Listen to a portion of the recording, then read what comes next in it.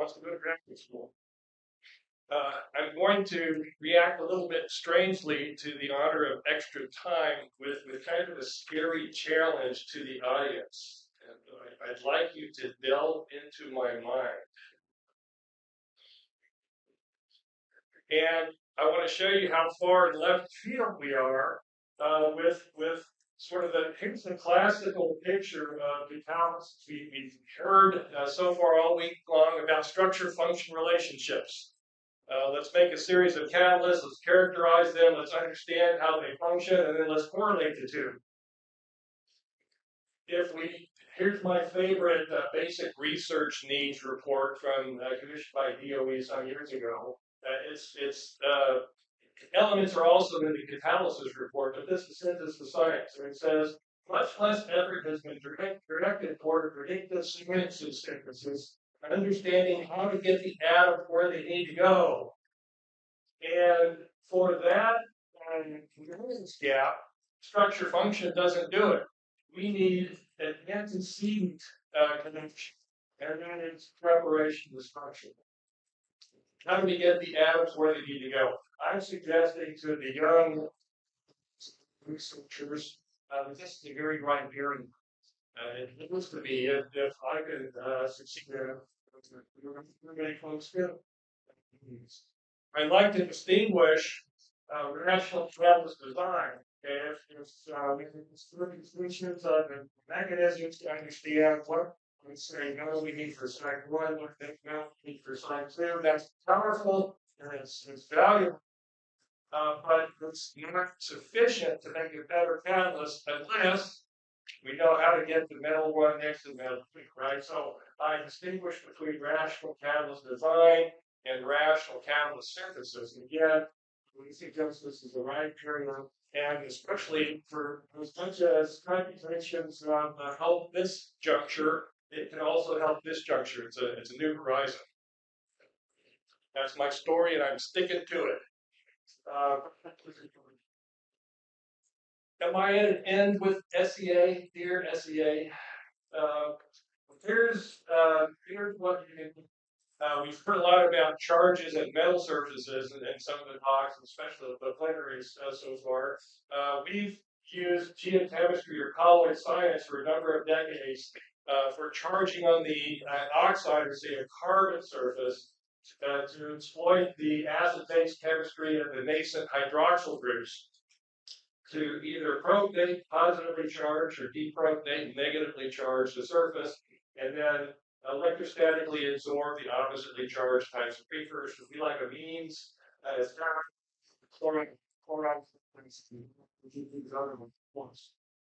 And what's the thing we can, of course, we've demonstrated with a lot of different minerals over a lot of different supports that we can make. We call them low to nanometers, we call them ultra small nanoparticles. I tell all of our students, when we aim for nanoparticles, we're aiming for 1 nanometer particles. That's well defined. We can even do this. We have a series of papers where you can achieve electrostatic absorption even in the very convenient situation of incipient weapons. If you acidify the hell out of your solution, you can actually generate a charge on your surface to get electrostatic absorption. Especially if you use a precursor that has a acidifying or basifying local hydrogens or drugs. So you make a quick aside. We've got lots of micrographs at the beginning and the end of this talk, but then in the middle, our microscope is down for a while, but that's okay. We're going to depend on high sensitivity X-ray diffraction. I swear I'm not a salesman for your company. Every catalysis lab should have a latest generation solid state detector for their X-ray diffractometer, which increases sensitivity by a factor of about 200, which is to say, from a careful background subtraction and fitting of peaks, we can see sub-nanometer particles. Yes, I'm going to store it. I'm sticking. Here's an example we published last year on looking at 1 nanometer nanoparticles that were oxidized. And normally you look at the set of diffractograms and go, hey, there's nothing really there with the liquid. Well, if you look very closely and do a very careful fit, in fact, you can fit the first peak with the 1 nanometer particle. Here to show that the very smallest nanoparticles of most metal actually start to be oxidized. Point here is high sensitivity X-ray refractometers allow us to see very small particles, and that's going to be our workhorse instrument in the work I'm about to show. What else can electrostatic absorption be used for?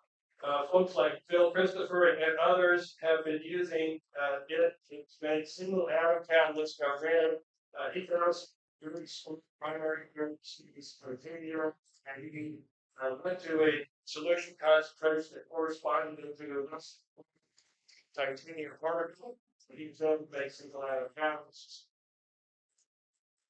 My good friend, Craig Young, his colleague at Utrecht, Johan Martens, did something very cool with directed deposition. This is with a zeolite catalyst with an alumina binder. Alumina doesn't, at the point of zero charge, will not take up cations, but the ion exchange into the zeolite. And that's very nice, clean separation.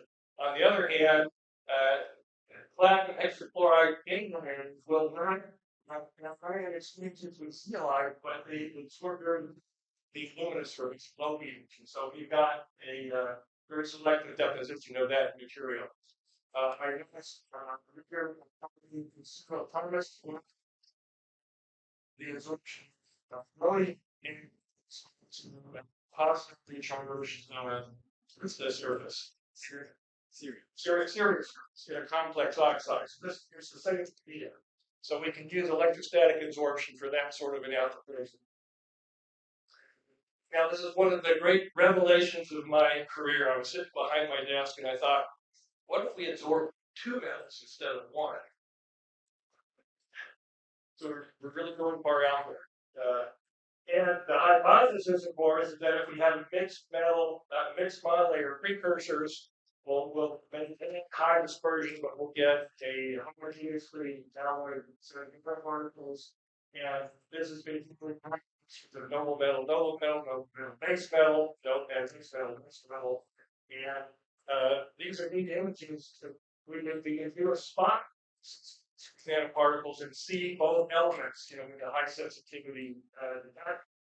But the speckled nature of these images is Z contrast imaging, and so when we have 2 elements of different rows of the expression of these particles is nature is its so the homogeneous alloy particles. We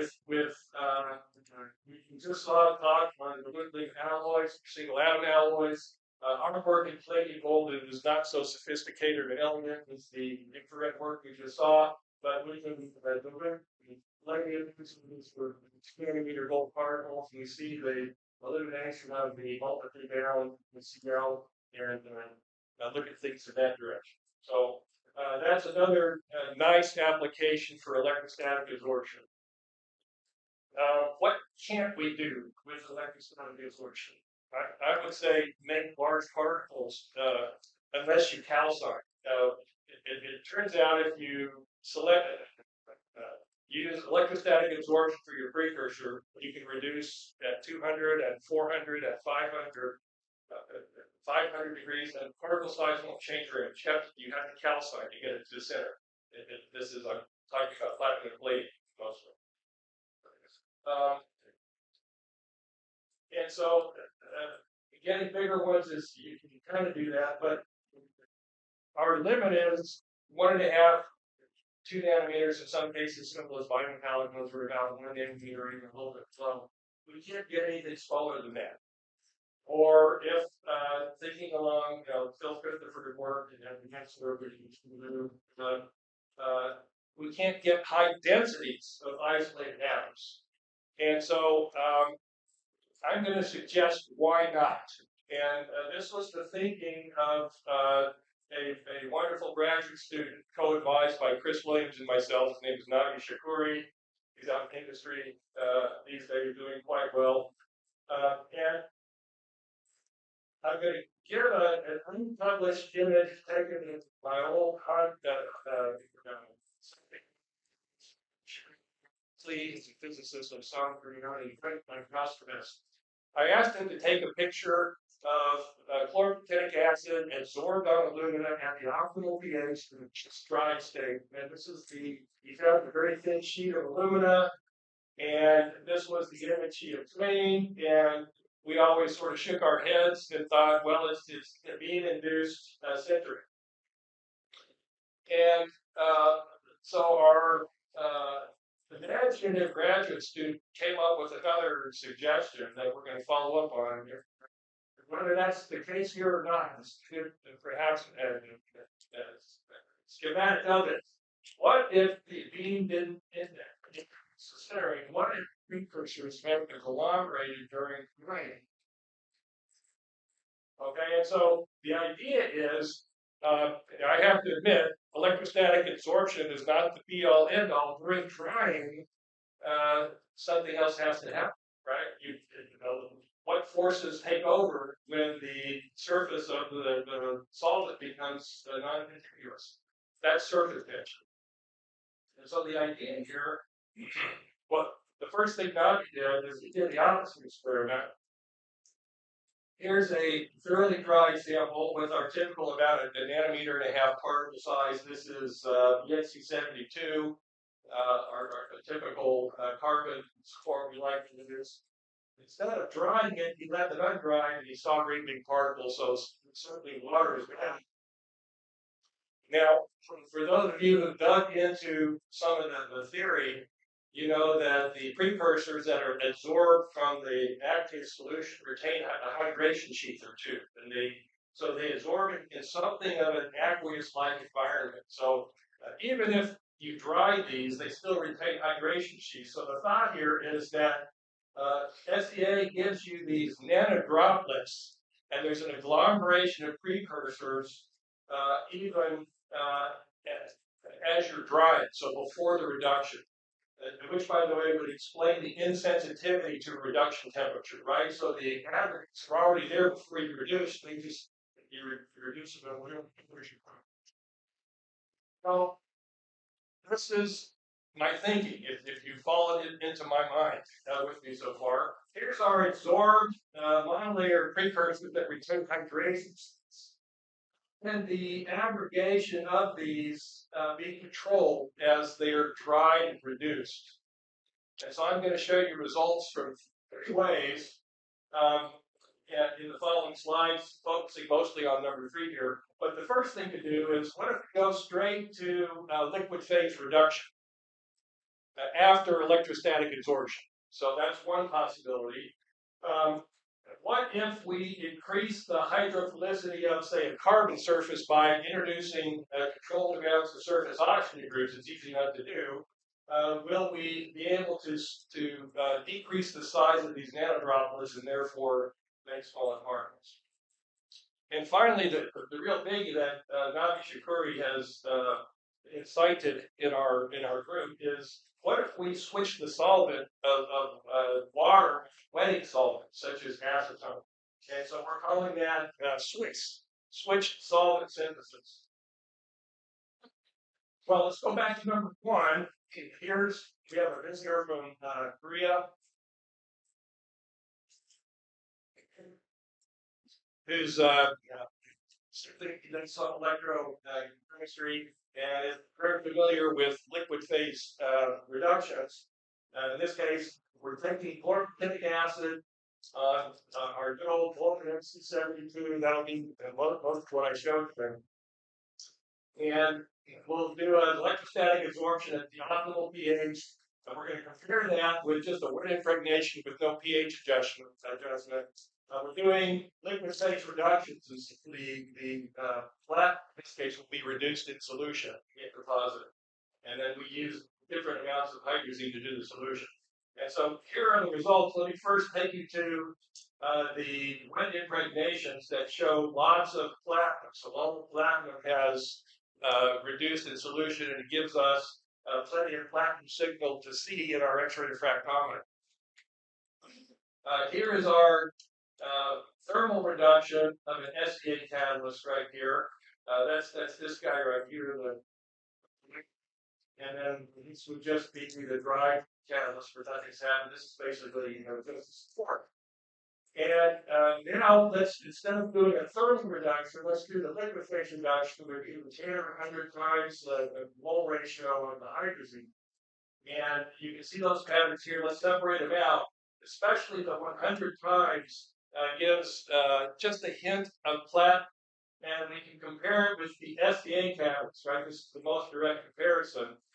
So the SDA gives not just a hint of the metallic flat peak. You can see the broad peak that I will hark back to. That's very small nanoparticles with perhaps oxygens. And so the fact that the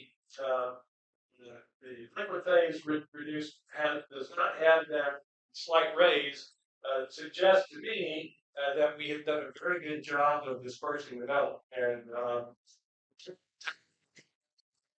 so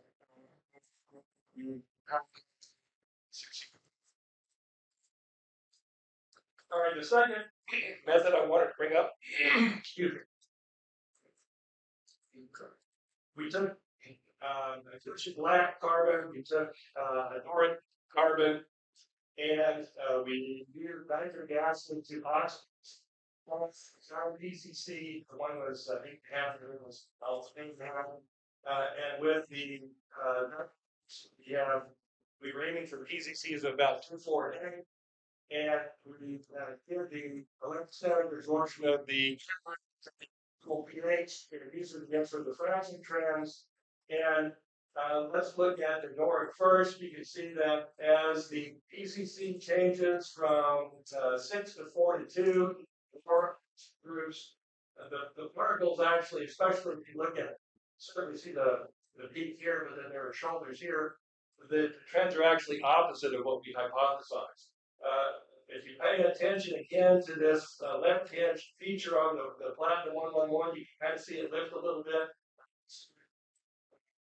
Down here, it looks like the reduced particle size is actually opposite of what we thought. It's bigger for the oxidized material. But then we looked at with Ken Pham, who's bias postdoc in New Mexico. We listed her help in doing the microscopy. And here's something interesting: that the highly oxidized carbon showed no aggregation during after drying, whereas the PCC4 did somewhat, and also the PCC6. And then here are the reduced images of reduced materials, which are actually consistent with the X-ray diffraction, that the PCC2 had the larger groups. But Chris Williams has worked hard in ways to quantify the amounts of material. We're counting lots of atoms these days to be able to quantify the fraction of material that's present as individual atoms versus nanoparticles. And Nathan has just done that. And these are the results of his first counting. So here's the dry material. You can see that as you drop your charge, as you make the surfaces more hydrophilic, there's less aggregation of nanoparticles. So that's a trend. It's higher here, medium here, and low here as you drop to zero charge, which is agreement with our hypothesis. And then after you reduce, however, the particle size is bigger for the PCC2 and it's smaller for the 4 and the 6, although the amounts of nanoparticles are actually smaller for the PCC2 material. We're thinking at present that has to do with the evolution of our enemy water, right? The highly oxidized surface has a bunch of surface oxygen. During reduction, there's going to be water that involves that we think is deleterious. So that's our current thinking there.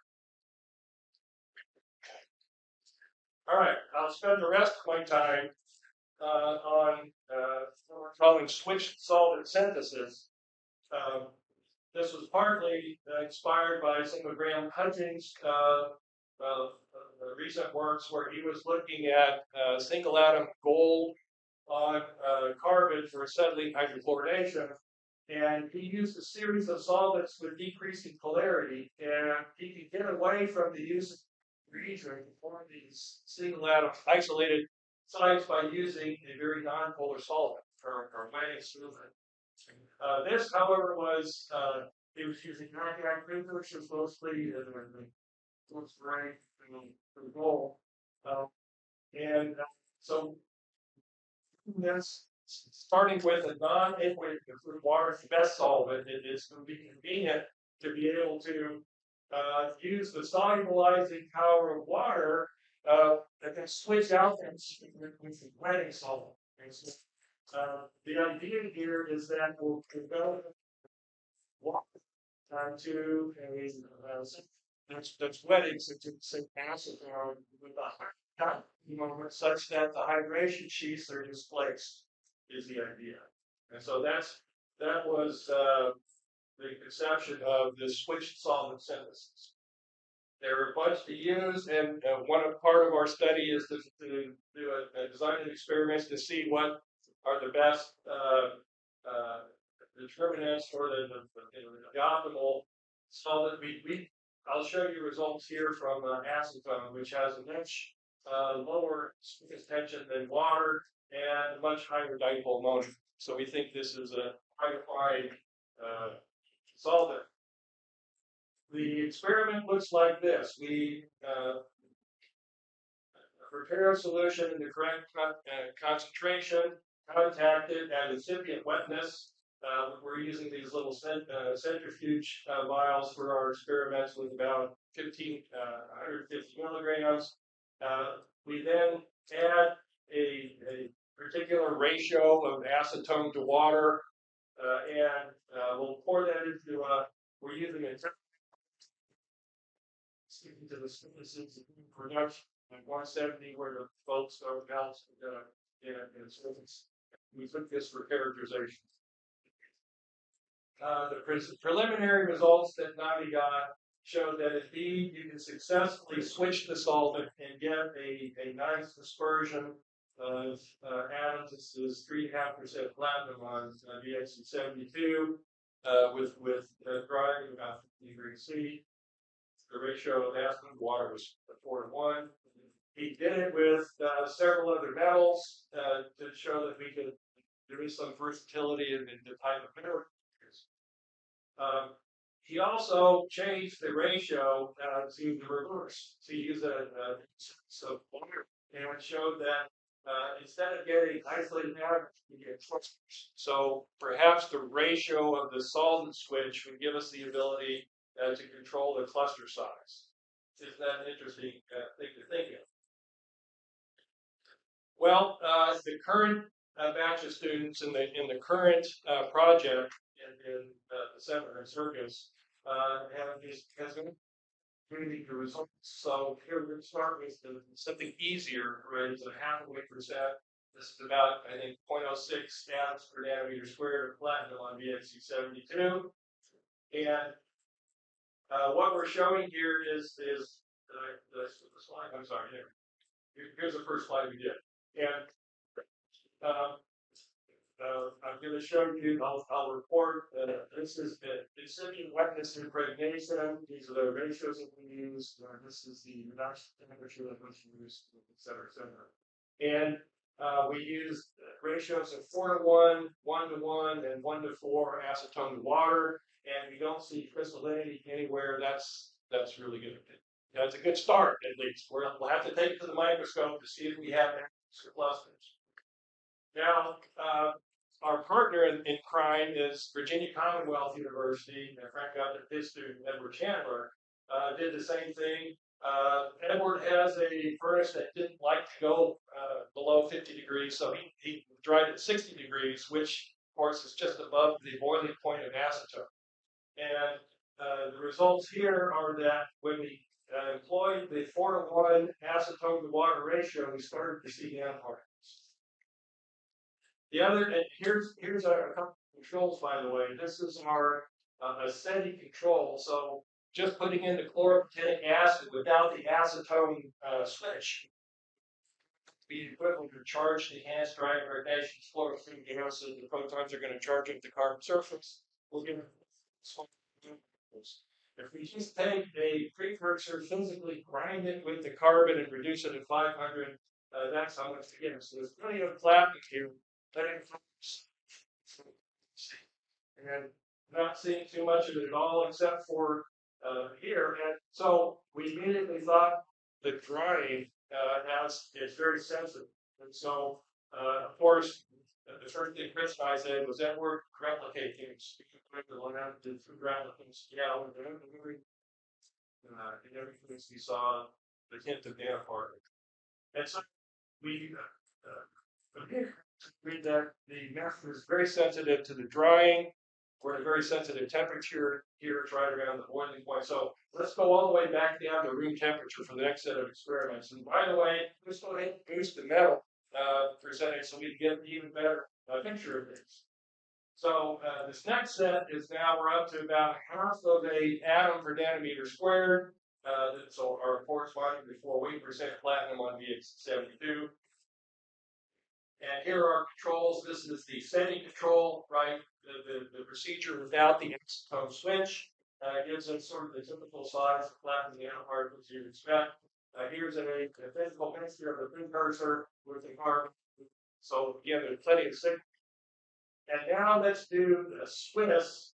Here's just our carbon support. And then as we drop ratio from 5 to 1 to 4 to 1 to 3 to 1, we see that there's a diminishment of the particle size. Again, the feature here is not just a platinum peak, there's also some broad peaks here that would also correspond to sub 2 nanometers, sub 1, perhaps some oxides. But the fact that we get large particles when you have very large amounts of acetone suggests that there's this very interesting up in the ratio. If we do start from the same spot, 3 to 1, and then we go down,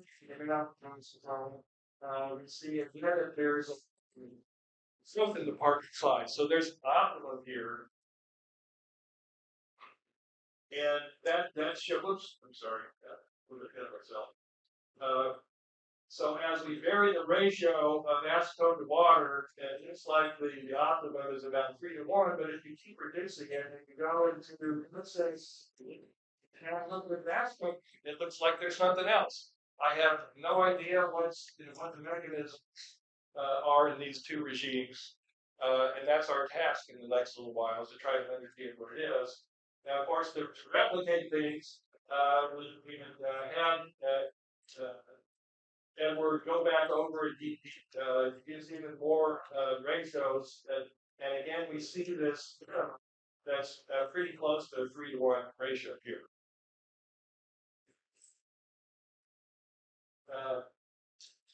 One of the effects might be how much will we let the acetone evaporate. The human appearances will form as the transfer from the boats into the drying furnace. And in fact, we see some sensitivity to that. If we leave this on the bench for a certain amount of time, that hurts us.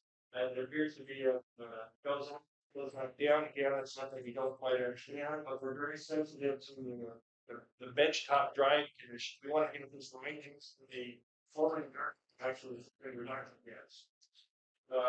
So here again is a picture of the sequence of drying at 60 degrees. And we notice that the minimum now when you dry at 60 instead of room temperature is that the optimal ratio is about 1 to 1.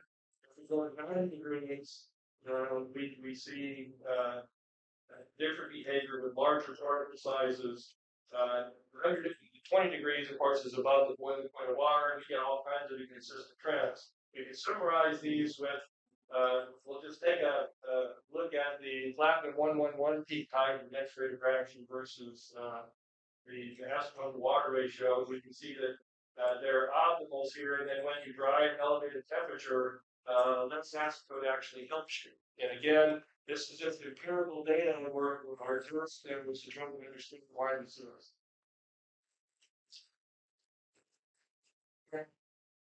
Just very quickly, show you another method that we're using is to add to the switch solvent. What if we include a chelating agent, such as hydroxyquinone, to further stabilize our metal atoms? And what do you think the acronym to this is? Switch solvent chelate enhanced synthesis. Well, Swiss cheese. Chris immediately said, Regalbuto, your theory has holes in it. But the only difference here is that when we switch solvents, we add a chelating agent. And these are some of the preliminary results. And again, we don't have any. These are still on future work. But these they get up to. This is 1 atom per nanometer squared on VXC72. When we did this on Nordic rocks, this is a largely defect-filled high surface area. It appeared that we have atoms dispersed even at a very high weight load. And this is very credible images, if you ask me. Now, if you stuck with my thinking and in my mind, we have to end on some confusion here. And that is we started with some allic acid that Bruce Gates, their postdoc, very kindly did some X-ray performance for us. And we looked at here's the summary of both the white light intensity data showing the reduction of the platinum, and also the coordination number for the different materials that we gave them as constant frequency. And there's a discrepancy. Our 300-degree reduced high weight loading platinum on Nordic shows a very minority of nanoparticles. This is X-ray diffraction, the same material, 100-degree reduced, 170 degrees, 300-degree reduced. We do see a little bit, and then of course you have to kind of mind this the very smallest particles that are driving. This is our control. But this is nothing close to the expected coordination numbers that we see in XS. Those coordination numbers would be affiliated with much larger particles. So this is pending a discrepancy that is pending. We have to resolve this as we move on. One last quick thing, I did some nice work with a bimetallic too. This is the platinum and nickel bimetallic, very high loading.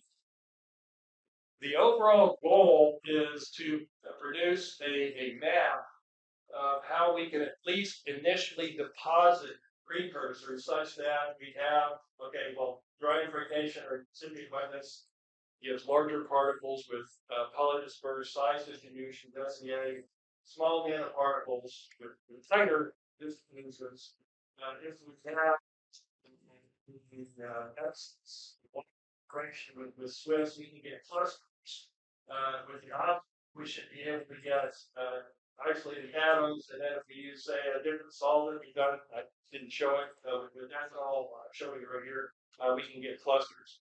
But the idea is to have a map of the maximum extent of isolated atoms over a variety of supports, going from diamond carbon, which is defect-free, to Nordic, which is highly defective, and then oxides as well, and have that for the catalysis community as a synthesis. So I won't read through this. There are lots of things to explore, and we're just at the tip of both Swiss and what's that little called Swiss cheese. So I'd be happy to answer your questions, and thank you for your attention.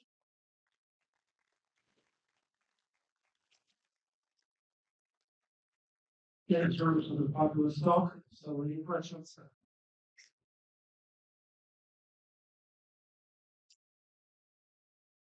Thank you. That was a very interesting talk. So my name is Simon Patterson, and I'm from the Genesis Institute. I actually work on the ethylene hydrochlorination project. So you kind of alluded to the acetone preparation that we use for our gold catalyst. Yes. What's interesting in that paper is that it was actually showing that there was no difference in the activity of catalysts that were made using acetone up to about 5% water inclusion in that. Obviously, that was just for the gold catalysts. So I noticed in your like the ratios that you've used, it kind of tops out at 5 to 1 acetone to water. So I was first of all wondering if you think there would be any differences going above that ratio to higher acetone levels. And Yeah, we plan to do that. In fact, we're working on an acetone only control. Given the trend that we see, we think that there's not enough solubility in causing some agglomeration in the solution, and that's the reason why we're using big particles. yeah, because we actually use kind of dry acetone just to be on the safe side, but we know that it doesn't actually matter up until about 5 or 8% water. Okay. The other question is, do you think that based on that, this could be like a metal dependent effect as well? So perhaps for the platinum catalyst, water actually has a bigger effect than say for gold or We see the preliminary work once done with a couple of other metals. I skipped over the slide pretty quickly, but I think it's cobalt, nickel, palladium. I think we've done it at least in a preliminary fashion with other metals. Right. The idea being, if it's a wetting solvent, we've also done cations versus anions with no effect. Do you need electrostatic absorption? No, you don't. I was disappointed to learn. I was actually happy to learn. So we're hoping that it's a generalizable method for the initial deposition. Other question?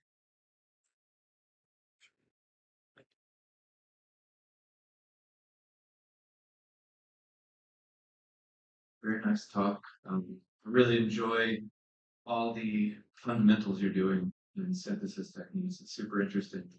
And you playing around with the acetone water ratio reminded me of some basic chemical engineering concepts of vapor liquid equilibrium curves where you change ratios and look at boiling points. Have you thought about trying to connect those with your synthesis? We're bringing an aspect into our and we're going to be looking at the incorporation of both species and the different solvents in the absence in the presence of supports, different supports. So we're going to try full study outline. Thank you. Yeah. Acetone water does not form a species curve, by the way. So it's just trying to understand the dynamics of what's going on during the drying.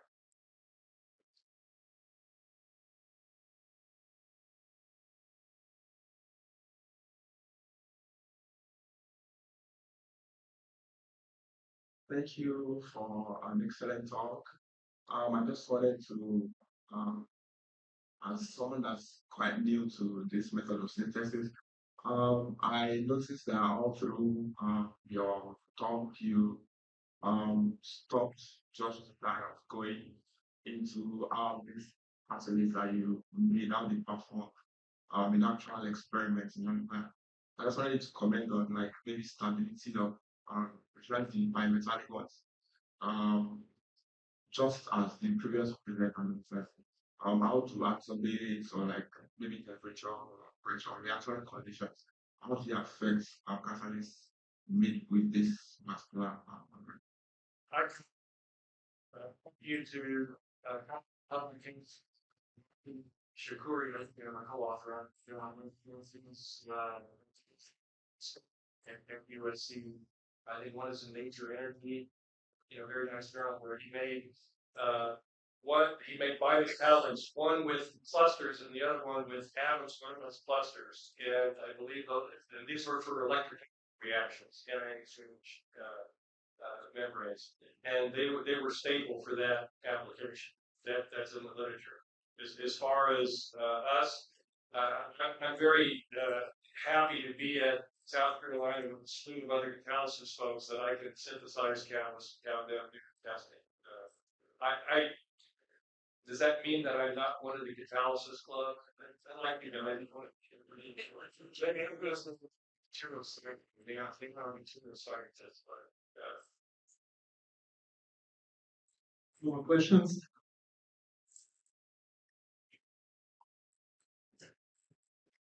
Hi, thank you for the talk. For your Swiss cheese method, how successful are you at removing the chelating ligands so that we end up having a usable catalyst? That's a great question. Stu Soled at ExxonMobil did some experiments with TPO. We've done some infrared. The chelating agent appears to disintegrate by the signature by about 170 C, but carbon still remains and it doesn't come up to about 400 C in oxygen, for example, that Stu's TPO experiments. Is that affecting your dispersion? If you look at the micrographs from 300 C, it looks like they're still nicely dispersed, but again, we have the discrepancy with the X-ray absorbance that we have. So there's lots of work to do. We're just at the beginning, and we're in the middle of things. So I brought some very fresh stuff here. Thank you. All right, so let's bring John again with your presentation. Thank you for being here. What's the good graphic school?